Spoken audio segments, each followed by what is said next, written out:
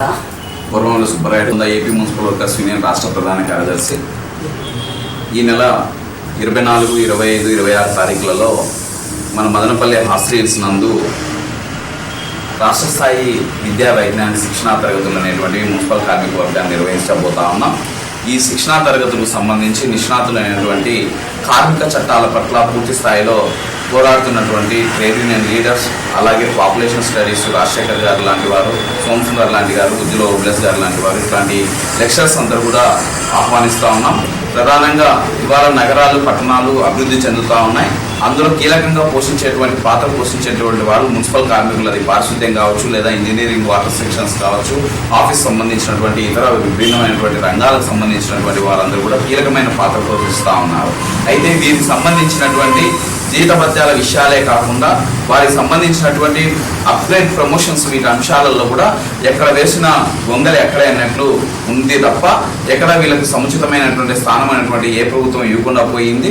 ఈ ప్రభుత్వమైనా, అలాగే కేంద్రంలో ఉన్నటువంటి సఫాయి కర్మచారి కమిషన్ అయినా వాటిని గుర్తించాలి అనేటువంటి అంశాలపైన ఇవాళ రేపు ఈ జరిగేబోయేటువంటి శిక్షణా తరగతులు అనేటువంటి దోహదపడతాయి. ఆ మేరకు ఎలక్టెడ్ చేసినటువంటి రాష్ట్ర వ్యాప్తంగా 350 మంది కార్మికులకు, ఉద్యోగులకు శిక్షణ అనేటువంటిది ఇవ్వబోతా ఉన్నాం. దానికి మీరందరూ కూడా ప్రత్యేకంగా రావాలని చెప్పేసి, అందులో ఎలక్ట్ చేయబడ్డటువంటి వాళ్ళగా డెలిగేట్స్ గా రావాలని చెప్పేసి కోరుతా ఉన్నాం. ఇవాళ ప్రభుత్వము బడ్జెట్లలో కూడా రేపు ఇంకా బడ్జెట్ వచ్చి నెల అయ్యింది. అయినప్పటికీ కూడా గతంలో ఎంత మిస్యూజ్ అయినాయి మున్సిపల్ నిధులు అనేటువంటి, ఇప్పుడు ఏ రకంగా ఉన్నాయనేటువంటి వాటి మీద కూడా ఒకటి శ్వేతపత్రం కూడా విడుదల చేయాల్సినటువంటి అవసరం ఉంది.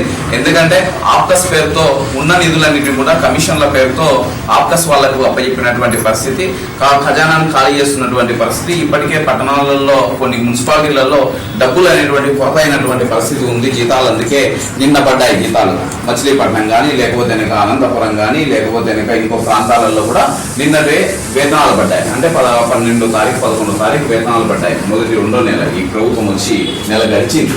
అంటే రేపు వేతనాలు సరిగా పడతాయా లేదో కూడా కొంచెం కార్మికులలో ఆందోళన కలిగిస్తున్నటువంటి పరిస్థితి ఉంది. నెలంతా పనిచేసి ఉదయం నుంచి సాయంత్రం వరకు పనిచేస్తాక కూలి అడిగేటువంటి పరిస్థితి ఉంది. 5 ఏళ్ళు మాకు పరిపాలించండి అని చెప్పేసి పెట్టుబడులు పెట్టుకొని మరి మీరు వస్తున్నటువంటి పాలకులను చూస్తా ఉన్నాం. మరి నిరంతరం పనిచేసేసి మలినాలలో అనారోగ్యాల పాలవుతా ఉన్నటువంటి కార్మికులం మనం. మరి మన సంక్షేమం పట్ల మన ప్రభుత్వాలకు చిత్తశుద్ధి ఉండాలి. ఆ మేరకు నెలవారీగా కార్మిక చట్టాల ప్రకారం 5వ తారీఖు లోపల వేతనాలు చెల్లించాల్సినటువంటివి ఉన్నాయి. కాబట్టి ప్రభుత్వం ఆ వైపు నుంచి ఆలోచించాలని చెప్పేసి ఈ శిక్షణా తరగతుల్లో కూడా మనము బయటికి తీర్మానం చేసి పంపుకోగలుగుతాము.